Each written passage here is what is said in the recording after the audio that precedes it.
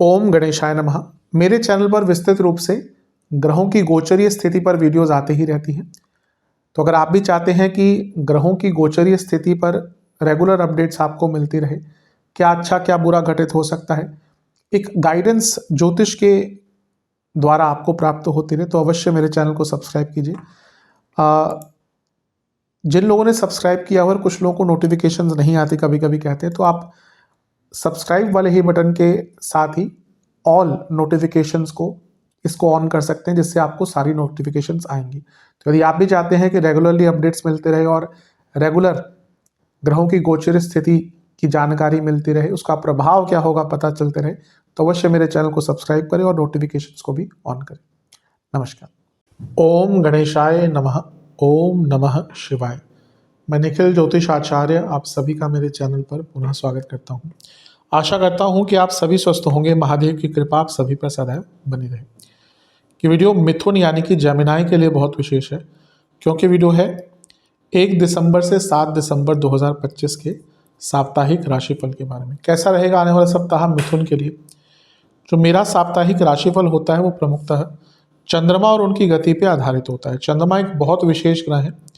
विशेषताएं चंद्रमा की बहुत हैं, लेकिन जब हम साप्ताहिक राशिफल की बात करते हैं, पहला तो उनकी तेज गति, फिर उनका मन का कारक होना, और फिर उनकी एक क्वालिटी कि वह जिस भी भाव राशि ग्रह आदि के साथ संबंध संपर्क साधते हैं उनको बहुत एक्टिवेट कर देते हैं।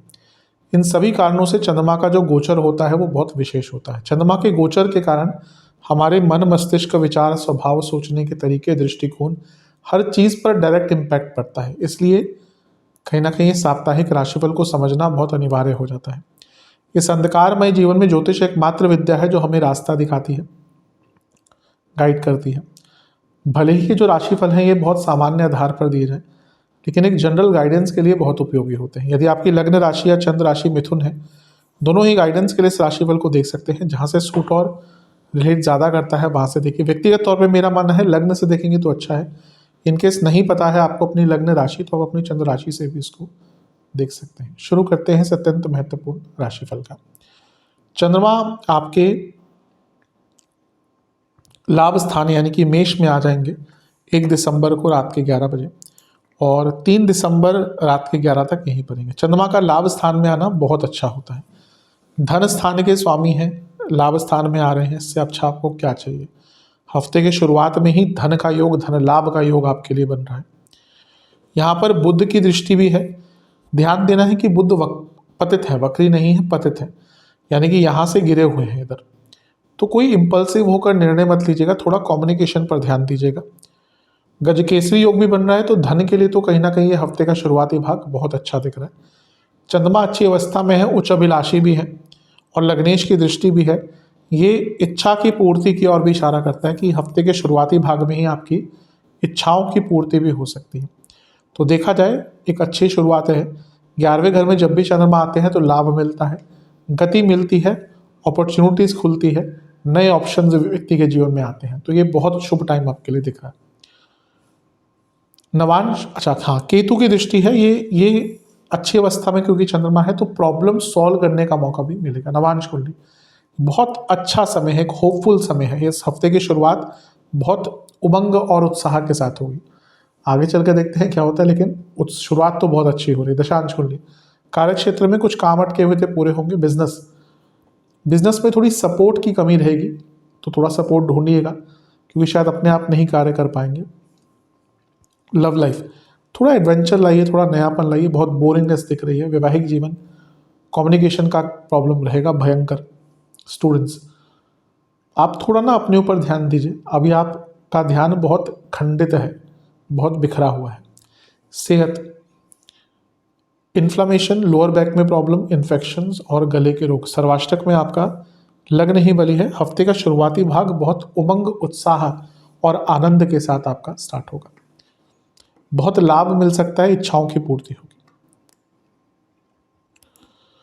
3 दिसंबर रात के 11 बजे चंद्रमा आ जाएंगे आपके 12वें घर में यानी कि वृषभ में, और 5 दिसंबर रात के 10 तक यहीं पर रहेंगे। चंद्रमा का 12वें घर में आना बहुत अच्छा नहीं होता। हाँ, यहाँ पे उच्च के हैं, लेकिन केमद्रुम योग भी है, और सेंसिटिव चंद्रमा है 12वें घर के चंद्रमा। ये मिश्रित प्रभाव देने वाला है। अच्छी चीज़ों की बात करें तो 12वें घर में है, धन स्थान के स्वामी है, तो विदेश से पैसा, गुप्त धन। मंगल का प्रभाव है, चंद्र मंगल योग बन रहा है, मंगल लाभेश है, चंद्रमा धनेश है, ये भी धन के लिए अच्छा है। रुका हुआ पैसा, लीगल मैटर्स में फंसा हुआ पैसा, कोई धन के काम रुक रहे थे। सूर्य का प्रभाव है, पूर्णिमा योग भी है, और शुक्र का इम्पैक्ट भी है। और शुक्र आपके अगर हम देखें तो लक्ष्मी स्थान के स्वामी है और विपरीत राजयोग बना रहे हैं। लीगल मैटर्स में बहुत अच्छा है, फंसे हुए पैसे में बहुत अच्छा है। काम एकदम अटक से गए थे, लीगल काम, प्रॉपर्टी के काम, रिटर्न वर्क अटक गए थे, वो सारे पूर्ण होंगे।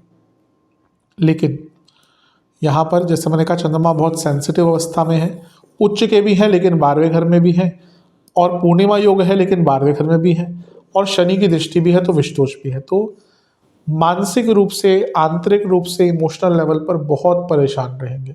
छोटी छोटी बातें भयभीत कर जाएंगी, चिंताएं बहुत रहेंगी दूसरों से। ये वो टाइम होता है जब व्यक्ति बहुत भयभीत रहता है। तो थोड़ा सा अपने मन पर नियंत्रण रखिएगा। इतने सारे ग्रहों का इम्पैक्ट है चंद्रमा पर, जो मैं हमेशा कहता हूँ बहुत अच्छा नहीं होता। नवांश कुंडली बता रही है कि थोड़ा अपने क्रिएटिविटी का उपयोग कीजिए, थोड़ा अगर हॉबीज़ हैं तो उन पर ध्यान दीजिए ताकि मन थोड़ा सा शांत रहे। दशांश कुंडली, कार्य क्षेत्र में जो काम मिलता है एक्सेप्ट कीजिएगा, कुछ अलग काम मिल सकता है। बिजनेस में ना एक हार्मनी की कमी है। एक बिजनेस जिसमें लय है, हार्मनी है, समयबद्ध तरीके से काम होते हैं, वो सक्सेसफुल होता है। यहाँ पे इन चीज़ों की कमी दिख रही है। लव लाइफ अच्छा टाइम है, बस थोड़ी बहस हो सकती है, इसमें कोई दो राय नहीं है, लेकिन बहस भी कभी कभी एक दूसरे के पॉइंट ऑफ व्यू को समझने का काम करवा देती है, वैसा ही दिख रहा है। वैवाहिक जीवन, कम बोलिएगा, जितना कम बोलेंगे उतना अच्छा रहेगा, क्योंकि वाणी के कारण ही दिक्कत होगी। स्टूडेंट्स, भाग्य का भरपूर साथ मिलने वाला है, बहुत अच्छा टाइम है। जहाँ तक सेहत की बात है, पैरों के रोग, कफ रोग, स्लीप डिसऑर्डर, सर्वाष्टक में आपका लगन ही बली है। विदेश के कुछ काम अटक रहे थे, वो आपके पूर्ण हो सकते हैं। 5 दिसंबर रात के 10 बजे चंद्रमा आ जाएंगे आपके लग्न भाव में, यानी कि मिथुन में, और सप्ताह के अंत तक यहीं पड़ेंगे। चंद्रमा का लग्न में आना एक प्रकार से अच्छा ही होता है।